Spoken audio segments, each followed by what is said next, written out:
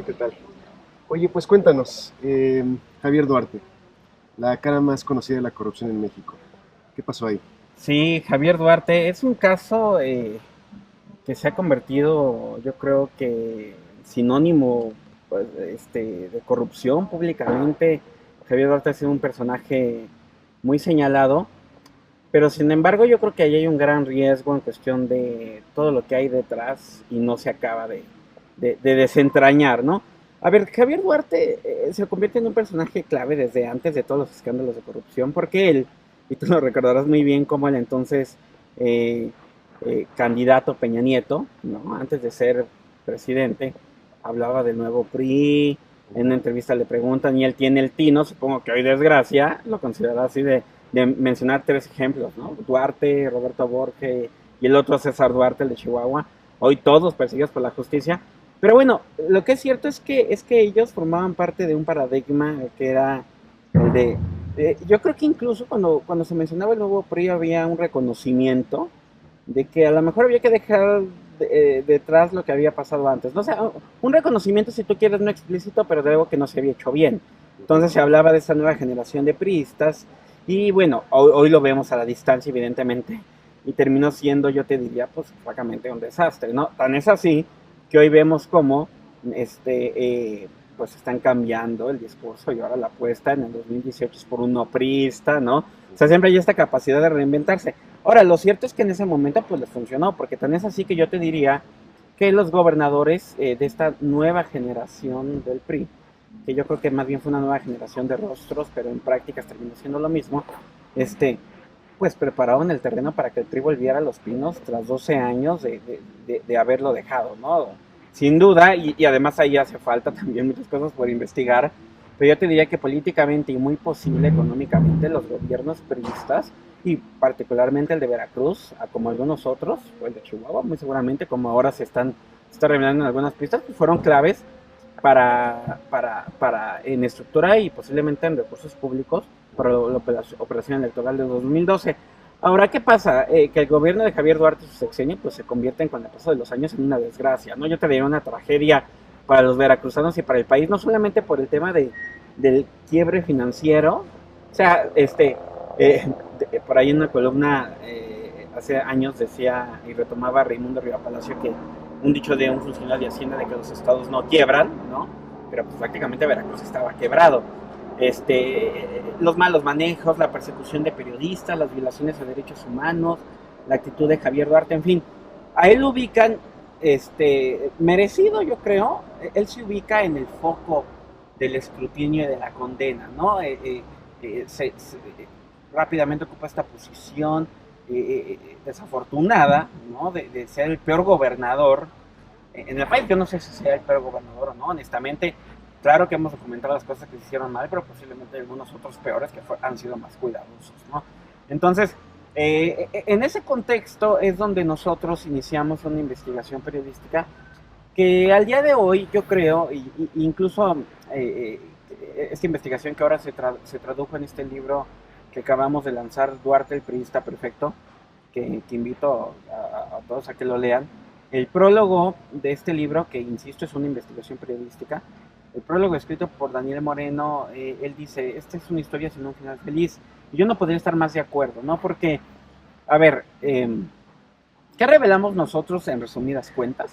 Eh, o qué documentamos, te diría, porque en realidad sospechas ha habido siempre, pero el tema es probarlo, ¿no? Lo que logramos documentar es que pues había en su momento un grupo de 20, 22 compañías a las que el gobierno de Veracruz le había dado cientos de millones de pesos y que cuando tú veías el expediente eran compañías que estaban bien, ¿no? O sea, tenían sus facturas, su RFC, su representante legal, su domicilio fiscal, o sea, si tú te quedabas en el expediente, en los papeles, todo aparentaba estar bien, ¿no? Claro, te saltaban algunas cosas como que qué raro que esta compañía le habían dado 8 contratitos el mismo día exactamente por la misma cantidad, pero vamos, todo había pasado por un filtro de un consejo, en fin, el expediente estaba en general, en términos generales, bien armado, pero nosotros cuando buscamos a las empresas, en realidad las empresas no estaban donde deberían de estar. en sus domicilios fiscales nunca había ninguna compañía operando, había tienditas, terrenos baldíos, casas particulares, y cuando luego nos fuimos a buscar a los dueños de estas empresas, cuando obtuvimos los datos en las actas constitutivas, eran todo menos empresarios. O sea, en el mejor de los casos había lo que parecería ser algunos abogados y contadores, pero la mayoría de las personas eran personas de bajos recursos, gente muy necesitada, muchos militantes periodistas y vecinos que en su vida habían recibido algunos de los millones que sus empresas habían recibido, ¿no? Entonces, eso se traduce en este reportaje que publicamos en Animal Político de las empresas fantasma de Veracruz en mayo de 2016, que luego tuvo un gran impacto porque la Secretaría de Hacienda, bueno, el SAT, confirma que las empresas no existían, confirma que entonces este dinero, si tú le das dinero público a una empresa que no existe, claramente el dinero alguien se lo robó, ¿no? Entonces, pierde el PRI, el estado de Veracruz, algo que nunca había pasado, ¿no? Y luego, pues, siguen un montón de consecuencias. Duarte se termina escapando, a pesar de que había dicho que no se iba a escapar, lo detienen, en fin, ¿no? Entonces, él termina en prisión. Y ahí voy con que a lo mejor, claro, mira, en un país donde difícilmente hay consecuencias cuando tú publicas una investigación periodística, no es una cosa menor que Duarte esté preso, ¿no? Y que esté enfrentando un proceso actualmente con todos los asegúnes que hemos visto y que seguiremos viendo. Pues es un proceso que está ahí. Hay un exgobernador priista tras las rejas y ahora hay varios más perseguidos por la justicia. Entonces, no es una cosa menor. Sin embargo, y justamente en ese sentido era la necesidad de publicar esta investigación periodística. Este es un esquema que no se limita al estado de Veracruz. Cuando lo platicaba, por ejemplo, con Luis Pérez de Hacha, que es un abogado fiscalista experto en esos temas y que ahora forma parte del Comité Ciudadano del Sistema Nacional Anticorrupción, él era muy enfático en decirme, incluso antes de que publicáramos el primer reportaje, que esto pasaba en todo el país y que era un sistema en donde en realidad los políticos y los gobernadores se han convertido en un usuario más de este esquema de corrupción.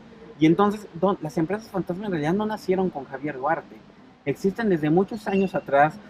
Surgieron como estos esquemas outsourcing, de empresas outsourcing, que algunas son legales y otras medio, y que se usaron inicialmente, pues a lo mejor si tú quieres con un fin no tan ilegal, pero luego en esta imaginación siniestra que siempre existe para la corrupción. Primero a algunos se les ocurrió, ay, vamos a meter toda la nómina de nuestros trabajadores aquí para defraudar al IMSS, ¿no?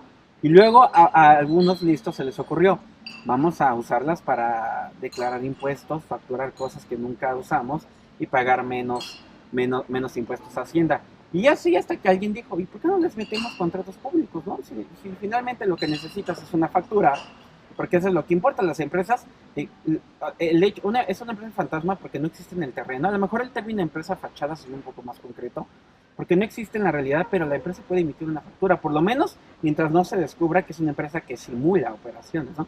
Y entonces aquí lo que te importa es la factura. Entonces a algún listo se le habrá ocurrido, y si les vamos asignando dinero público. Y luego otro gran tema que ahora yo te diría que es el que sigue, que profundizamos en él, y que me comentaba Luis Pérez de Hacha, también se usan en las elecciones para esquemas paralelos de financiamiento. Entonces él me decía, esto rebasa Veracruz porque detrás de esto hay grandes despachos corporativos que son, por decirlo de una forma muy coloquial, son fábricas de empresas fantasma. Entonces, en este caso de Veracruz, lo que ustedes van a encontrar en el libro de Duarte el Periodista Perfecto es, logramos documentar qué despacho es el que creó esta red de empresas, y que no eran solo 20, eran casi 400 compañías solamente ligadas a este despacho, y quién sabe para qué tantas cosas se usaron. Claramente algunas se habrán usado para recibir dinero público, pero muy probablemente las otras se usaron para ir triangulando dinero, para lavar dinero, en fin. Un tema que creemos, evidentemente nosotros como periodistas tenemos un límite hasta donde podemos llegar, pero nosotros creemos que las autoridades deberían investigar este caso, y sobre todo para ir más allá, ¿no? Es decir, ir en contra de todos esos despachos que han ido creando este engranaje de corrupción, y ir documentando cómo se ha usado en otros estados e incluso cómo se ha usado a nivel federal. En Animal Político el año pasado también publicamos el tema de la estafa maestra, una investigación de mis compañeros de Nayeli Roldán, de Manu Ureste y de Miriam Castillo, de Mexicanos contra la Corrupción, y de nuevo son empresas fantasma, y ahí estamos hablando de dependencias del gobierno federal. Entonces estamos ante un esquema mucho más grande y donde si tú quieres Veracruz es el caso más visible, pero es un botón de muestra, ¿no? Yo creo que Veracruz, si se vale soñar, debería ser el punto de partida bien consolidado para que las investigaciones llegaran sobre todo a toda esta gran red de corrupción. Excelente. Pues muchas gracias, Arturo. No, pues gracias a ustedes. Yo diría que, a ver, el caso de Veracruz es una muestra de que la denuncia ciudadana y la investigación que se puede hacer desde las organizaciones sociales, desde la academia y desde los medios de comunicación, nos pueden ayudar a desentrañar por lo menos el primer capítulo de estos esquemas, ¿no? Y yo creo que mientras cumplamos con eso, estaremos dando un gran paso. Insisto, nosotros no podemos romper el secreto bancario, eso lo tienen que hacer las autoridades, pero por lo menos creo que estos casos de corrupción que ya se presentaron ya dejaron una huella. Y nuestra tarea está, creo, en ir documentando, insistir en eso y sobre todo insistir en que yo creo que esta es la única vía, porque si bien hay contrapesos en el país, tenemos una auditoría superior de la Federación que se ha cansado por años de denunciar corruptelas. Simplemente en el caso de Veracruz, más de 70 denuncias. Pero esas denuncias llegan a una PGR que el día de hoy yo te diría que es un muerto viviente, que se tiene que transformar en una Fiscalía General, pero que mientras no pase eso, pues las denuncias se van acumulando en el cajón.